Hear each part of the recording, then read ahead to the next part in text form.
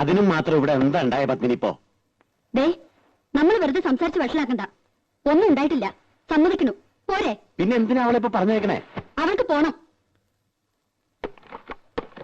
20,000 രൂപയും 10 പവന്റെ ആഭരണവും ഞാൻ കൊടുക്കുന്നുണ്ട്. ഭയങ്കര ക്രൂരത നീ കാട്ടണേ.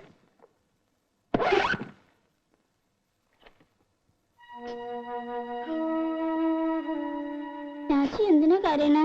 രാജി കരയണ്ട.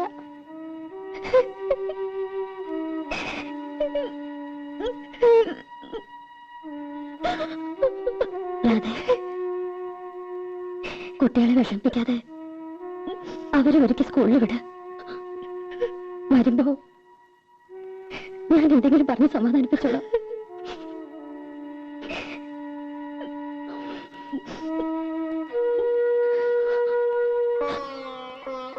മോളെ, പപ്പേച്ചയുടെ ജീവിതം മാത്രമല്ല, എന്റെ ജീവിതവും നശിക്കരുത്. അതുകൊണ്ടാ പപ്പേച്ച